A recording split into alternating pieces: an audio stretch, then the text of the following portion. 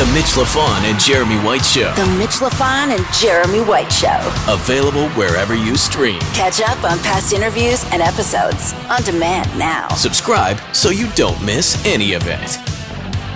Look, let's get right into this. Absolutely thrilled to be talking to the one and only Paul Carrack. Latest record, One on One, came out back in 2021. You pick it up wherever you get your music. Welcome to the show for the first time. Mitch has been nothing but enthusiastic and excited about this for the last 2 weeks, and he's sort of giddy. So I'm going to let Mitch take over now.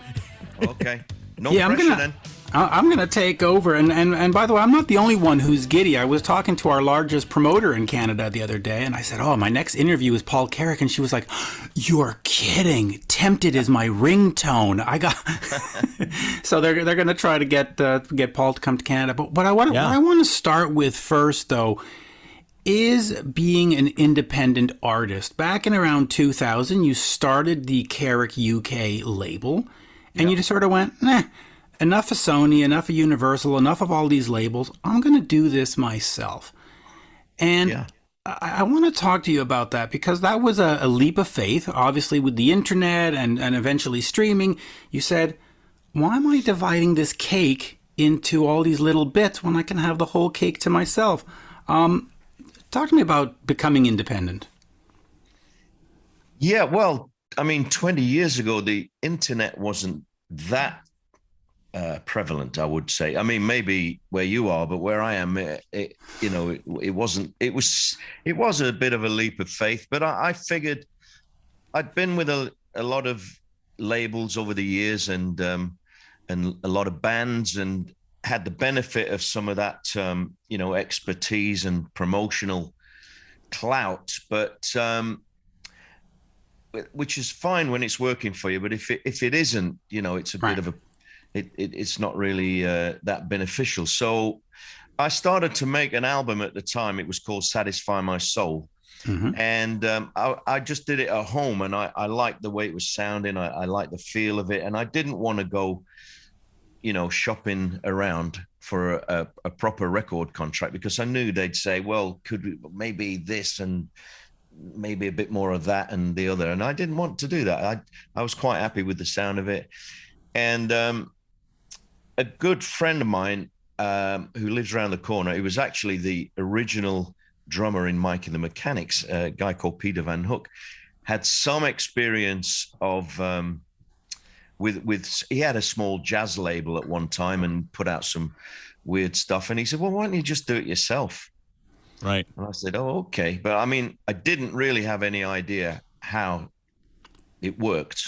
But, we just started small time and took it from there. But how does that work, though? Usually with the label, you got the big budget to pay musicians, you got the distribution, you got the marketing. When you're doing it on your own, is it self-funding or like? Yeah, it was self-funding, but it didn't. We didn't have a lot of money that we were willing to invest in such a crazy project. But so basically, what I did, it didn't cost me much to make the album, because I've got my little studio at home and I was playing more or less everything and kind of engineering it. Nice. And the only thing we didn't really know, and Pete knew how to sort of get it manufactured, and we found a distributor that knew how to distribute this and kind of get it into the shops, because we're still talking CDs predominantly. Yeah. And we engaged a little bit of radio promotion, basically in the UK, and we kind of used the guys who we knew from Mike and the Mechanics and what have you, and they cut us a deal, Nice. And it went very well, because the stuff went on the radio, which at the time was Radio 2, the kind of mainstream radio here in the UK. Mm-hmm. They took to this stuff, and most of the following albums up until about 3 or 4 years ago, when they decided that everything had to change and suddenly my face doesn't fit anymore. But anyway. Well, that's it. When you approach Capitol or you approach Heart with like the new Paul Carrack song, did they go like, Paul Carrack? No, you're not Harry Styles. Oh, well, they would now. Yeah. No, I'm over, which is a shame, because the last couple of albums I made, would have just flown on there a few years ago. They'd be perfect. They'd still be perfect for their listeners, but they're not bothered about their listeners anymore. They're losing numbers. It's funny you say that, because a friend of mine, he's on a DAB, he's on a network on like 3 different stations that he does. He's on Magic, and we talk about. I was telling, I'm gonna be interviewing Paul Carrack, and he's like, "Oh, mate, like that's my jam." Well, Magic were great, but they only tend to play the older stuff. They're not too keen on new stuff. So it's a lot more difficult now. I was warned. I was making the last couple of albums, and it was like, it's all changed down there. I'm like, oh, well, fair enough. But I've had a fantastic run. Yeah. But, so it is much harder now. But I'm just making records that I like to make now, and that's it. Which, I mean, like Mitch and I, we always talk about that. There's music that we like and music that we don't. And I mean, at the end of the day, you kind of want to please yourself to a certain extent, because if you're not making music you like, I mean, what's the point? Well, yeah, no, but that's exactly how I started it. That 20 years ago with the label. That was the record I wanted to make, and it was honest. And I still think they're the best things I've done, even though I've had much more success with bands and stuff. Right. But it was, and that's what I continued to do. And as I say, even up until the last couple of albums, I think they're great. I think they're honest, and I'm fine with that. Well, talk to me about that, because you start off with Satisfy My Soul in 2000, and you said you didn't want to tinker with it. You had the album you wanted, but now you've made about 10 or 12 since then. Did you not at some point say, hey, maybe I should pitch this one to Sony, or maybe I should pitch it? Like, how come you sort of kept in that groove? Was it just because it was so satisfying to your soul to do it this way, or? It just was working fine. It was working fine, and I wasn't answering to anybody. The stuff was getting played on the radio, and I was, re-establishing myself as a solo artist in a live situation, because I got together with a great little band and bolted myself onto them. And, that's really grown and grown. We started playing small venues and what have you, but, we have a decent thing going on in the UK. We play nice theaters, and all the rest of it. But there's the rub, because the UK is a small market. Yeah. And it was manageable. Right. And I enjoy that aspect of it. But my one regret is not getting out there to like the US and Canada and places like that, because it's just too big. So, but I mean, I was just happy in that groove. I was making my records. We were playing shows. People were loving it and coming back. And, that's not a bad place to be. Now, let me talk about quickly making new music, because I'm looking here. You've got 1, 2, 3, 4, 5, 6, 7, 8, 9, 10, 11, 12 since 2000. You could, of course, set up a show and do Tempted and do Silent Running and Live. You could do all the greatest hits, and you wouldn't have to be bothered to make any new music. Talk to me about the importance as an artist to have a new song, whether it's on the radio or not. Having new music is sort of what it's all about, right? Well, I think so. I still think, even though I'm delighted to have survived all this time and made a living and fed my family and had loads of fun, I'll always, and if it ended tomorrow, I'd say, well, great, thank you. But nevertheless, I will always think that I could have done, something better. Right. And so that's why I keep trying. And I don't seem to be getting any worse as far as I'm concerned. I'm singing good, playing good, and writing's a bit of a pain in the bum. I mean, who needs to do that really? But well, okay. Let me take this quote from the BBC documentary. Yeah. Sorry, just to finish off the point, it was a bit like I'd had a bit of success here and there with, you mentioned Tempted and How Great Long, song. Living Years, things like that. But nobody really knew that was me. And it was all sort of in a, not a supportive role, but I wanted establish my own little canon and my body of work, if you like. Yes. Sorry, I interrupted you. No, I interrupted you, but you brought up the songwriting, and in the BBC documentary a few years ago, you said, I don't think I'm a great songwriter. All my songs are very simple, very basic, but as a singer, there is so much you can do with phrasing, intonation, and subtle little changes.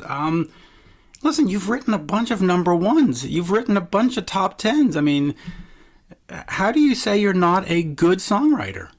I'm an okay songwriter, but I think I can make an average song sound better than it might be with the interpretation and what I can do really as a vocalist, I suppose, is what I'm trying to say. Right. I mean, at one point, in this career, when I was, for instance, working with Squeeze, and we were in the same kind of stable, we were all involved with this guy called Jake Riviera, who founded Stiff Records and all this, crazy guy.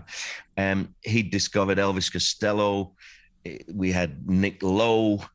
Nick Lowe's great. We had Squeeze and all these guys who had an edge and an angle and a thing. And I'm writing little love songs, So I was not so much intimidated by this, but I kept my head down. I didn't think I was in the same street as these guys, So it wasn't until I trusted myself and my own instincts and said, well, I'll just do what I do. And that I don't have an original thought in my head really, but so that's the only reason I say that.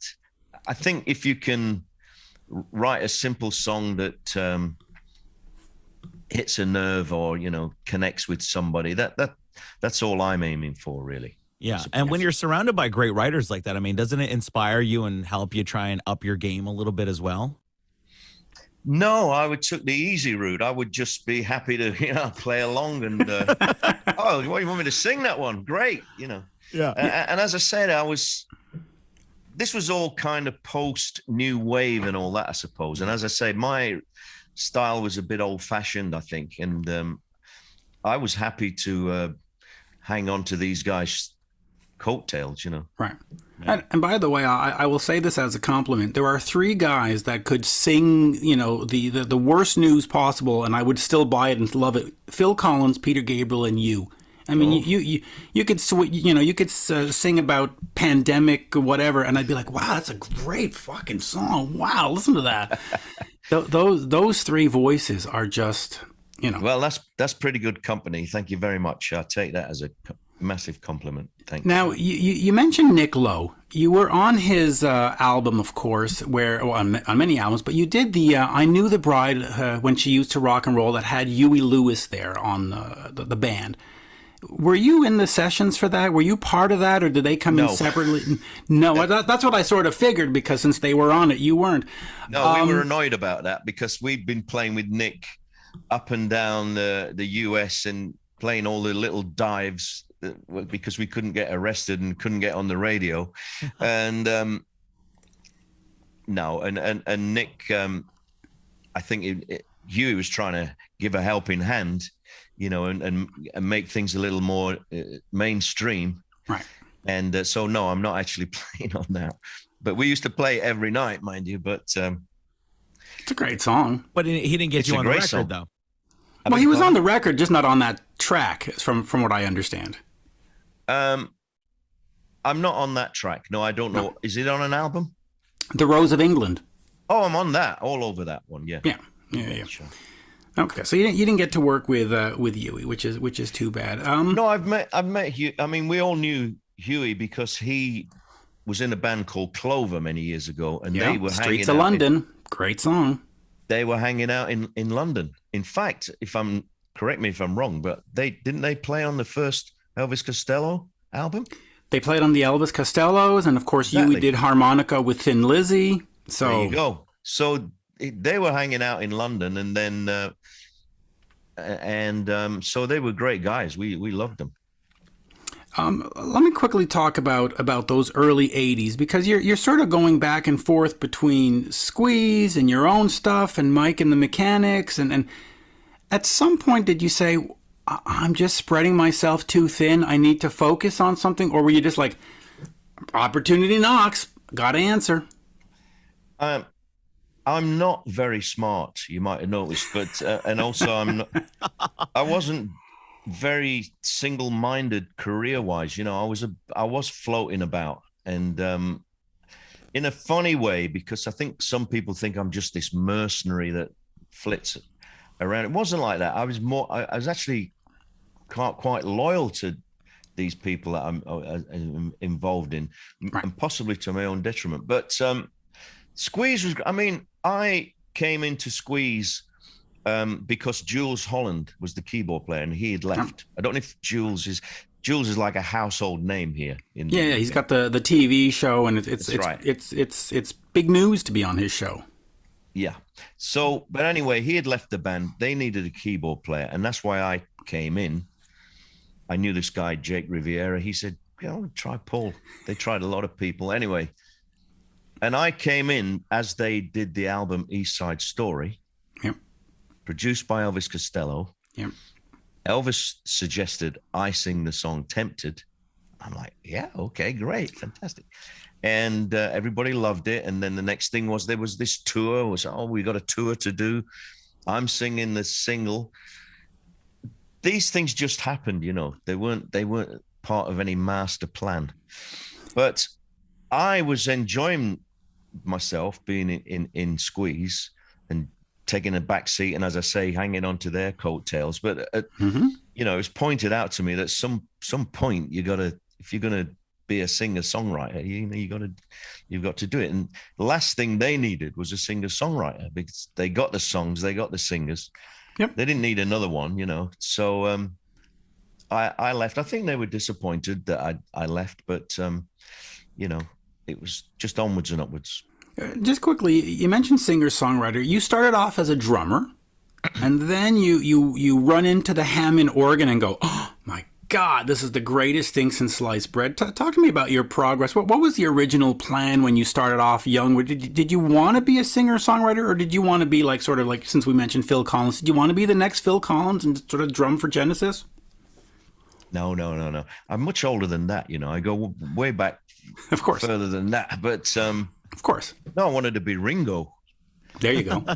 Not Pete Best. I don't even think Ringo wanted to be Ringo. Let's be honest. I saw the Beatles a couple of times in Sheffield City Hall. Yeah, and no, that was really the thing that got me at it, was the whole Liverpool, the Mersey beat boom. I played drums. I wasn't very good back then. Right. I didn't have any chops or anything. But I was playing in a little band, and then the singer we had in one of these bands is a 17-year-old, 6-foot Jamaican guy. He was the lead singer, and he was poached by this soul band. And he said to me, we're looking for a organ player. And I said, well, I'll do it. And I kind of bluffed my way in. I persuaded my mum to sign, and so that I could do the hire purchase thing. I bought an organ, and I couldn't really play. I just knew a few chords, and I bluffed my way in. That's how I got into playing keyboards. A lot of the time, it's really all you need, though. Kind of fake it till you make it. Yeah. Yeah, well, I've got away with it for a long time now. So 50 years, actually, of course. That's what I always say. Exactly. I'm the best mediocre guitar player you'll ever meet. But yeah. Well, the thing is with the Hammond organ, it's a bit of a specialist beast. Oh, yeah. And half of it is, knowing how to voice things and, basically get the right sounds for the right place. So you can get away with murder on it if you got a clue to what you're doing. Yeah, half the battle's trying to get that tower to sound half decent, Exactly. I got an interesting little tidbit for you. It's funny, when you talk to certain comedians, they refer to some comedians, you've got the arena headlining comedians, like the Kevin Harts and the Dave Chappelles, but then you've got the Larry Davids, who are the comedian's comedian. And Paul Carrack, to me, is the singer-songwriter's singer-songwriter in a way. Mm-hmm. Because not necessarily known super to the public in pop culture sense, but I'll give an example. Shania Twain and Mutt Lange, when they were writing the song From This Moment On, they were looking for somebody that had a voice like Paul Carrack to duet the song with, and they chose... That's a quote. That's a quote, actually. Yes. And they chose Brian White because Shania felt that his voice reminded her of you. Are Yes. you kidding me? No, Yeah. that's an actual quote. My goodness me. Shania Twain wanted you and got the other guy. But she should. Wow. I keep saying she should have just called Paul. She should. But Yes. did I have any hair then? Maybe not, you see. Maybe When not. did that song come out, Jeremy? That was 1997. Brian White was 21 years old at the time, and yeah, that was There you go. yeah. I'm They gonna wanted look some. I'm going to look it up. Yeah, it was recent because the song just went double platinum or something like that, and he did an interview talking about how Mutt Lange and Shania called him on their tour bus on like their terrible cellular phone at the time, and they were like, yeah, she was like, your voice really reminds me of Paul Carrack, and that's the kind of vibe that I want to go for on this song, and I thought that was so cool. Wow. Yeah. I got a couple of other things a bit like that, actually. How I even got involved with Mike and the Mechanics was because Mike Rutherford, who's the guitar player in Genesis, was making an album, a solo album, and he wasn't going to sing on it. And he was writing songs with this guy, B.A. Robertson. Yes, Scottish Running guy. and Living Years. Damn right. Exactly. And he was writing songs with him. And B.A. was writing songs with this other guy in a separate situation. And they had this song and they said, we should get that guy that sings that song. How long has this been going on? And they didn't know. I got a call from B.A. because he's not backward at coming forward. I didn't know him. And I was actually on the road with Nick Lowe, and he said, explain the situation. He said, would you come down? We want to pitch this song for a movie. Would you do us a favor, come down and sing it? And I said, yeah, because, you never know. And I went down and sang this song, which they were pitching for this movie. And he said to me, oh, by the way, I'm writing songs with Mike Rutherford from Genesis.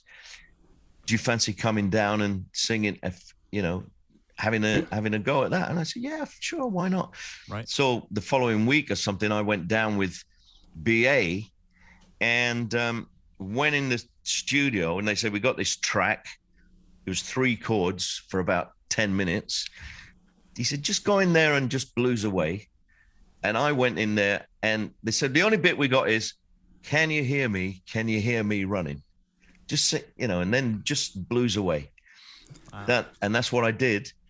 And they liked it. And BA said, oh, I'll go away and write the lyric for it. And that was my introduction to Mike and the Mechanics. Wow. How about that? All right, let me quickly ask you about Mike and the Mechanics. Paul Young and yourself appear on the albums. Talk to me about that choice of having 2 lead singers rather than just having one. Was that because Mike wanted to make a solo record and wanted different voices? Or was it always part of the plan? Well, talk to me, because I always thought that was strange. But then when you listen to the songs, you go, it works.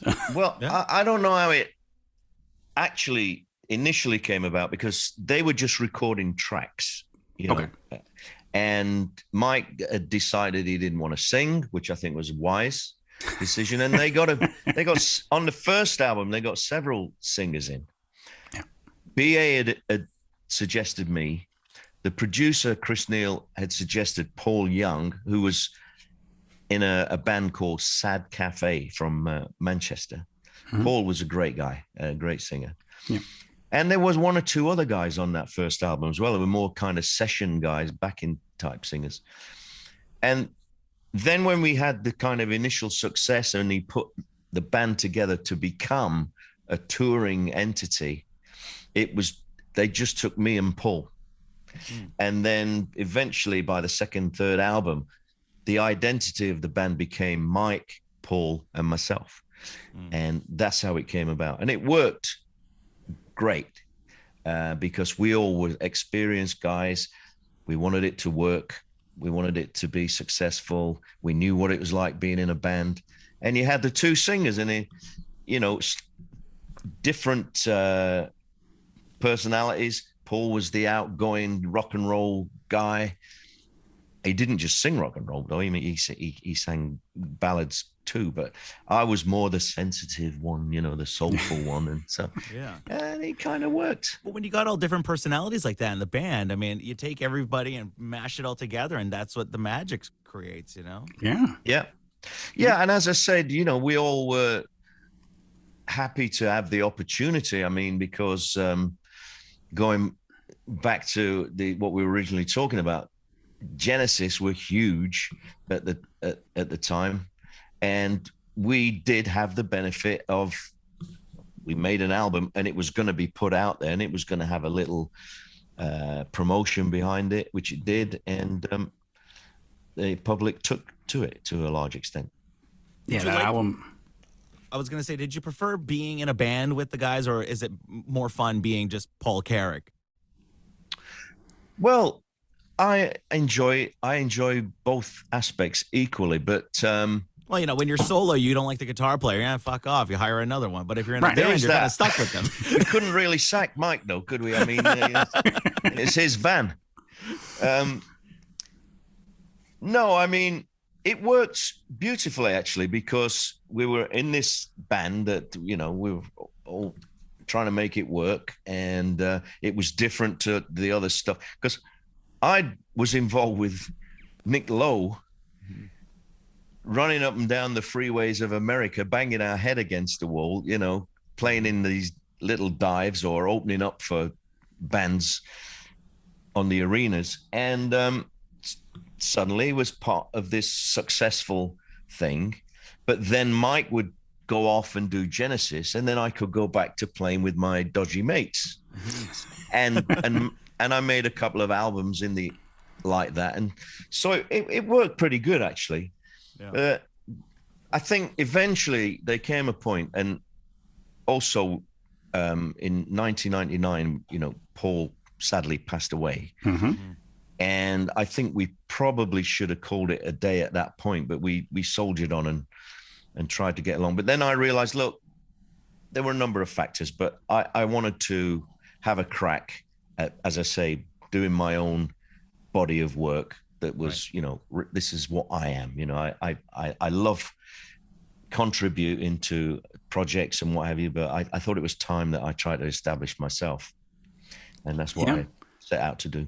Now, I know we're going to run out of time, and I've got another million questions, but I do want to ask you this, which is sort of what fans wanted me to ask. The Living Years is one of the most powerful songs you will hear, and generally it will make you cry. As a singer, talk to me about that effect that you have on people, but for you, does it still have the same power after singing it, obviously, hundreds and hundreds of times now? I mean, what does that song mean to you? It doesn't matter to me about singing songs over and over again. I can always find something. Right, the intonation, the inflection, the phrasing, all that stuff. It doesn't. Well, and I'm fortunate because I've been associated with some good songs. So just that makes a difference. So. But you may or may not know, as a child, I lost my father when I was 11 years old. Mm-hmm. And that was probably, even still, the most profound event in life, and a massive thing to happen, for us and our family. And I always carried that along with me.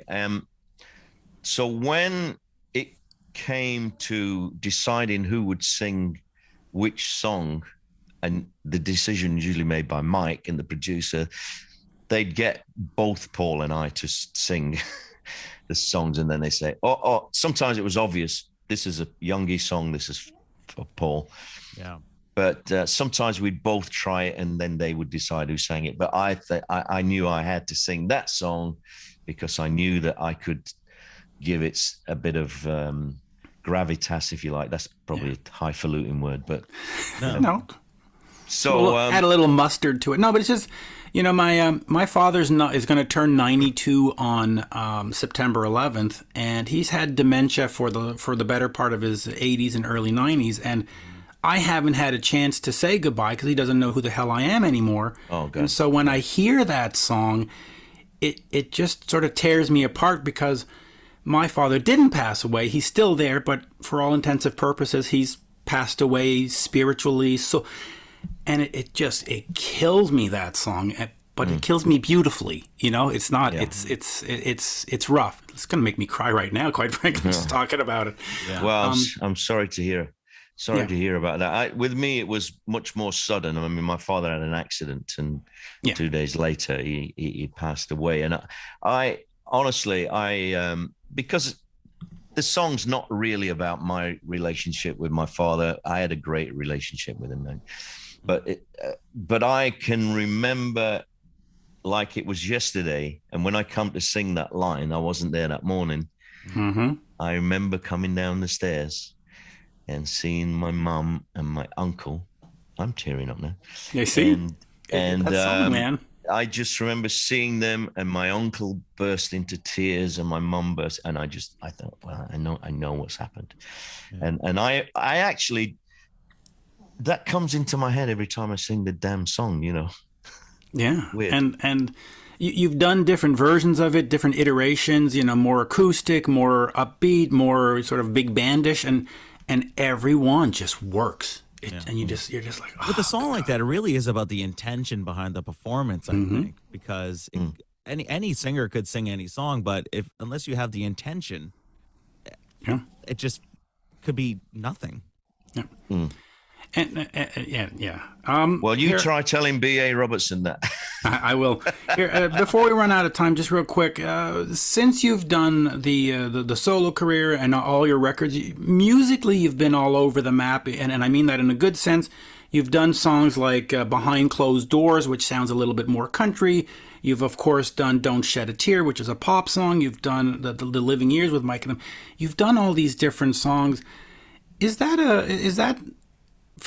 great to have that freedom that you're not boxed into? Oh, no. Paul's got to be a heavy metal singer. Paul's got to be I enjoy doing all the different things. I mean, it's probably not the best plan if you want to, if you want people to understand who you are and what you do. Yeah. I think people are quite confused. Mind you, most people, the general public, don't know that I sang The Living Years or whatever, I'm past the point of it being important to me. I've survived. I've kept a roof over the family's head. I've met some great people. I'm still doing what I like doing. I'm going to be okay. I wish I'd have known that in my 30s and 40s, mind you, but, it's going to be okay. So, as I say, it's probably not the best career path to take, but I enjoy it. I think in a way, and I'm probably going to sound like I'm blowing my own trumpet here now, but I can make a decent fist of anything. Yeah. But which is not necessarily a good thing. Yeah, but hey, still, hey, what's the old saying? I did it my way. I should do that. Yeah, I'll do a cover of that country stuff. Yes, you should. And cover a Shania song just to show to her, though. Yeah. Hey, remind me what that song is. The song is From This Moment On. From this moment on, it was on the Come On Over album in 1997, and it's there's the duet version with Brian White, but then there's also the Shania single version, there's the solo version, there's the pop on tour version. I'm a huge Shania Twain fan, so that's why I know it. Yeah, I did a session once for Mutt. Really? Mutt Lange, a keyboard session. Yeah, hold on. I actually left the session thinking, well, I arrived at the session. Yeah. And there was a sax player that I knew very well, who shall remain nameless, and he was ashen-faced, putting his sax away like this. And I thought, are you okay, man? And he said, yeah, fine. And then I went into the session, and by the 2 hours later, I think, when I left the session, I was convinced I couldn't play anything. And I felt like I knew exactly what the sax player had gone, because Mutt has a particular way of recording, and it's very specific. And right. And I wasn't that kind of player, So what kind of direction was he giving you? That just like. Well, I never got much further than the introduction of the song, because it was a bit like the old Trogs tape where he said, "You're doing it wrong." Did it end up on an album? I doubt it very much. I didn't even send him a bill. Wow. Wow, That's hey, that's what Mutt does. I mean, you're in there with that Hammond, and you're going one key at a time. It's funny you say that though, because I mean we've talked to so many people that have worked with Mutt, and they always talk about that. He's very particular in the session, but he's never mean about it. Like he's just trying to get you to be the best you can. But was that your experience? I'm sure he wasn't trying to be mean, but I was putting pressure on myself really, because I used to get sessions, and I said I'm self-taught musician, and I've been doing it a long time now, so I know what I can and can't do. But back then, sometimes if I would get on a session, I would know immediately if I was going to be okay or not. Yeah. And it was one of them where I thought, no, this is not okay. You're like, what did I get myself into? I've been found out. I'm caught. I believe it's called imposter syndrome or something like that. I think that's what it's. Interesting. Yeah.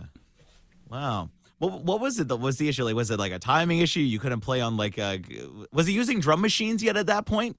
Oh yeah, I'm sure. Yeah. I mean, honestly, I don't remember it that well, and I'm making a mountain out of a molehill probably. Please don't. But we love it. Tell Mutt. Yeah. But, I'm gonna text Mutt after this, but and I love his records. I love his records too. I mean, the Shania Twain records are fantastic. Yeah, well, go listen to From This Moment On, because hey, that kind of Brian was you were the inspiration basically. Wow. Well, as I said, it's not the first time I've heard a reference like that, because somebody once told me, and this could be completely wrong and false, but the song "Everything I Do for You." Yes, Bryan Adams. Yeah. I mean, that can't be right, can it? But somebody told me that it was Michael Kamen who was the producer. Yeah, it was the composer. Yeah. That because he rang me up at one point and said, "Oh, by the way, I've got a song. It would be great for you to sing." Now, and I've always wondered, I wonder if it was that one. But then again, Brian does a great job on it. So yeah. And, well, they did Brian write it as well? I think he did, didn't he? Yeah, it was Brian and Mutt Lange for the Waking Up the Neighbors record. Probably. Yeah. Probably got the wrong end of the stick there, but that was the Robin Hood movie, I think. And then Michael Kamen, he did another one with them called All for Love. And with Sting and Rod Stewart. Yeah. Yeah. All right. Could have been that one. Might have been both. We'll never know. Yeah, that would have been cool to have, Bryan Adams, Paul Carrack, and Sting. I mean, come on. Including live albums, I've counted Paul has 27. So for the next album, we need the Shania cover. Yep. We need Everything I Do for You cover. Okay. That's all I'm asking for. I do want to do a country album, actually. Well, that's what Jeremy's working on right now, so that's perfect. Is that right? Yeah. Yeah. Yeah, I mean, I don't know if it would fit into the modern criteria of, what a country record is, but I mean, along the lines of Behind Closed Doors, that kind of. Well, Behind Closed Doors is very a nostalgic kind of like lonesome country. If you want a modern country, you got to get Def Leppard drums on it. Yeah. No, I'm definitely more the traditional melancholic. Melancholy. Yeah. But is that the kind of country album you'd want to make? More sort of old school country and throw in a few fiddles, or do you want to go more modern country? Yeah, no, I'd love to do that. I mean, it's probably not a commercially great idea, but yeah, I love the fiddle stuff, and all that. Yeah, definitely. I see. Jeremy's on that right now. He's working with Tommy Denander from. It's all secret, Mitch. Keep it under wraps. But okay. Like Paul, maybe we'll get together and write something. That'd be kind of cool. Don't tell me. I can't keep a secret. Definitely. There we go. I could do this for another half hour, 2 hours, but we will leave it on that since we normally stick. But here is Paul's latest one-on-one, which I have and I love. And I have everything. Did you just buy like 20 new CDs from him this week? Oh, listen to this. I've got the collection. I've got the live album. I've got the Independent live album. Now, Paul, is it true that when you buy the CDs from your website, it's actually you running the PayPal and you write back your shipping confirmation? Or Paul called. No, but I do sign the stuff if people want it signed. I definitely do sign it. I mean, it's a friend of mine who used to be in my band actually, Paul Copley. Paul Copley, yeah. Paul Copley, yeah. He sadly he had a couple of strokes a few years ago, and he had to leave the band. But he made a really amazing recovery, and he runs all that side of things. Yeah. And he's doing great now. But well, hey, compliments to the chef, because Mitch has been raving about the customer service from your team. So I'll tell him. Yep. Yeah. I tell you what, I remember somebody ordering something online, a CD, and I remember I had to go to somewhere to get one, and I signed this CD, and I ran down to the post box, and the band were waiting to go off, and I put it in the post box, and a couple of days later, the guy rang up and he said, "Listen, this CD case is cracked." You know, sorry. Come on. Blame the postal service. As somebody who buys CDs a lot from mail order, cracked is just one of those things you have to expect every so often. I mean, but I do recommend head over to paulcarrack.net. It's fantastic. All the albums are there, and you've got some live shows that you can sort of pay-per-view or whatever. Come on. It's perfect. It's beautiful. Thank you. Love it. Thank you, Paul. Absolute pleasure. Let us consider a part 2. And the promoter, by the way, in Montreal is looking in to trying to get you here because she loves you. Well, listen, I spoke to our booking agent today who books us in the UK and Europe, and we were talking, we'd like to get over there now next year to the US and Canada. So they should get in touch. He has a booking agency called Asgard. His name is Paul Charles. And what's your friend's name? It is Ruben Fogel, isn't it? Ruben Fogel. Ruben Fogel. Yeah. Yep. That's another. I'll make a note of that as well. Yes, Ruben actually works with people that you've worked with. They've recently brought in Tony Levin to do Right. gigs. Right. What are they? Oh, they pitched us Zucchero today. What was the other one they're working on? Zucchero. Yeah, they just had like Engelbert Humperdinck here, and like like really, really cool. But shows. Robert Fripp is the one that we're working with. They want us to do an interview with Robert next week. So Okay. So it's right up your alley in terms of they know that market, you know. Yeah, good. And Tony Levin, man, greatest guy. Just what a genius. You know, we did an album called Spin 1-2. Yep. Well, I never know how to pronounce that album, but yes, I do know you did that album back in. it's called good, Spin. actually. It's a lot of covers, but sort of rock covers. And yeah, hold on. I have a Spin 1-2 in my phone. What is it here? Spin. What song do I have in my phone? One of my favorites is Can't Find My Way Home. Yeah, that's it. That's what I have in my phone. Is it? Yeah. There you go. That's it. That's the one I have in my phone. There you go. See? With Tony Levin. Yeah. There you go. Thank you, Paul. As we say I in better Montreal, go because I'm going to a soccer match this evening with my son, so I better get a move on. Oh yeah, head on out there. The Mitch Lafon and Jeremy White Show. The Mitch Lafon and Jeremy White Show. Available wherever you stream. Catch up on past interviews and episodes on demand now. Subscribe so you don't miss any of it.